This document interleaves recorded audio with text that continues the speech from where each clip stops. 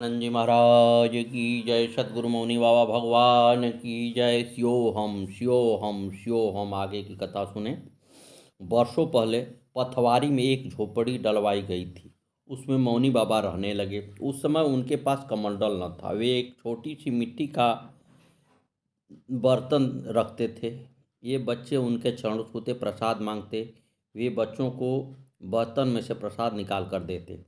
कुछ बच्चे कभी उनकी बर्तन लुढ़का देते, कभी झोपड़ी तोड़ देते, परंतु उन्होंने इन्हें कभी न डांटा। एक स्वामी जी उनसे बर्फ़ी मांगा करते थे तो मौनी बाबा उन्हें बर्फ़ी देते। बाद में तो वे उन्हें बिना मांगे ही बर्फ़ी दे दिया करते थे। इंद्रपाल कहते हैं कि गुरुजी बहुत तेज चलते थे। इन लोगों को उनके साथ दौड़ कर चलना पड़ता था।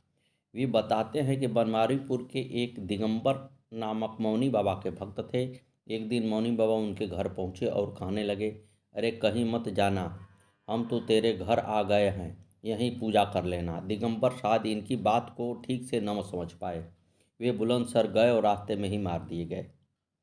एक बार मौनी बाबा भगवान ने इनसे कहा कि तू गुरु दीक्षा ले ले। उस समय ये बोले कि बाबा हम ना कर पाएंगे।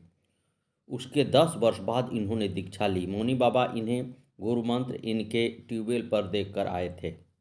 आगे बताते हुए इंद्रपाल सिंह कहते हैं कि यह उस समय की बात है जब मौनी बाबा जूते पहनने लगे थे। एक दिन वे जूता पहन रहे थे तो इन्होंने कहा मैं पहनाऊं, परंतु वे न माने और इन्हें लगा कि वे शायद इनसे नाराज हैं।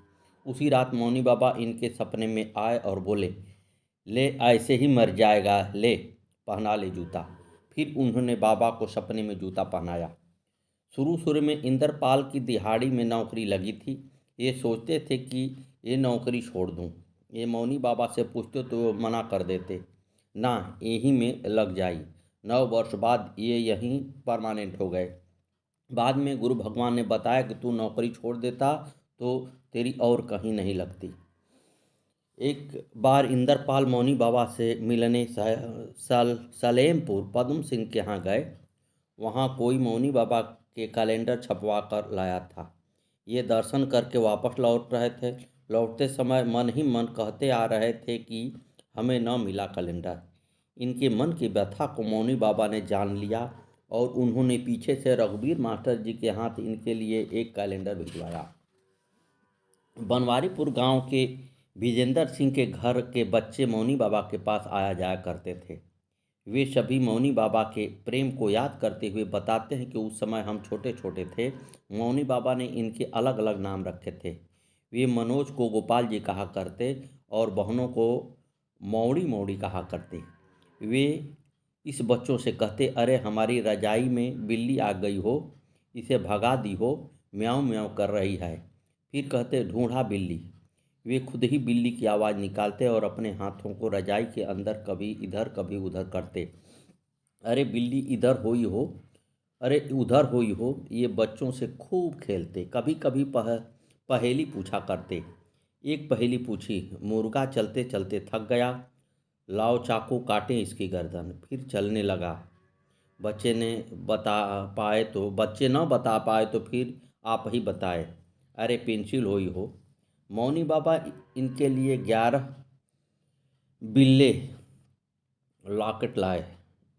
बाबा बच्चों से कहते, अरे हम बनारस जाई तो तुम सबों को बिल्ला लाएंगे। इन बच्चों के घर में उस समय कुल मिलाकर 11 लोग थे। मौनी बाबा इन सबके लिए बनारस से बिल्ला लाए। इनकी बड़ी जीजी जिनका नाम मीरा था, उनको मौनी बाबा सीता कहा करते थे। ये बड़े कष्टों में उसका जीवन बिता। वे जब बीमार थी मौनी बाबा अक्सर उनका हालचाल पूछते। मौनी बाबा ने इन बच्चों से कहा, अरे कोई सीता जी को प्रसाद में कुछ दे दे ले होई, कोई प्रसाद दे दे, लेके गाय को डाल देई, खाई ना हो। देखिए सदगुरु की आदेश है। सदगुरु क्या समझाते हैं। ये बच्चे अपने परिवारजनों के साथ कभी कभी गंगा जी नहाने जाते थे। मौनी बाबा ने पूजा से मिट्टी की छोटी सी मटकी मंगाई। ये 2 मटकी लाई। मौनी बाबा ने एक मटकी तो रख ली और दूसरी पूजा को ही दे दी।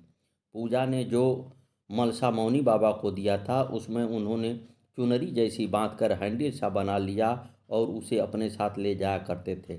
मौनी बाबा ने बच्चों को एक पेंसिल सी छड़ी दी कि रास्ते में कुत्ते मिले तो इसको डरा देना। उन्होंने मनोज के लिए एक पगड़ी दी कि इन्हें गोपाल जी को दे दिया, जब हमारे सामने आई तो उसे बांध के आई हो। जब कभी ये बच्चे जल्दी दूध लेकर जाते तो मौनी बाबा पूछते, आज कैसे जल्दी आ गए हो? बच्चे कहते, बाबा भैंस जल्दी मिल गई। तो वे हंस कर पूछते, अरे भैंस कहाँ खो गई हो? बच्चे कहते, अरे बाबा मिल गई मतलब दूध दे दिया। इस तरह से गुरु भगवान बच्चों को खूब हंसाते।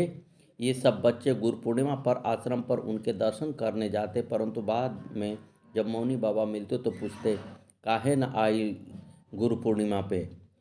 ये सब कहते, हम तो आए थे। तो वे कहते, अरे हमने तो नहीं देखा।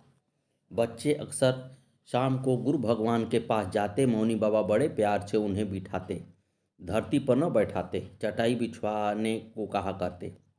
फिर बच्चों से खूब बात करते। वहाँ से इन बच्चों को आने का मन नहीं करता था। जाड़ों में भी 7, 8, 9 बजे तक आते। इन्हें भेजने के लिए बाबा डराते, अरे बिल्ली खा ले हो। राधा एक बार गोबर उठा रही थी, मौनी बाबा प्रसाद बांट रहे तो वह हाथ धोकर प्रसाद लेने भागी भागी गई। नहाई न थी। जब पहुंची तो बाबा बोले, अरे नहाई ना हो, प्रसाद लेने आ गई।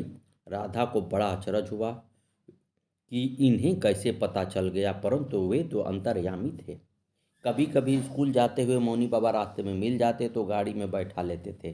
पूछा करते, कैसा पढ़ाई है तुम्हारे मास्टर? आजकल मास्टर ना पढ़ाई हो, चाट पकौड़ी खाई हो, बात बनाई हो कुर्सी पर बैठ के।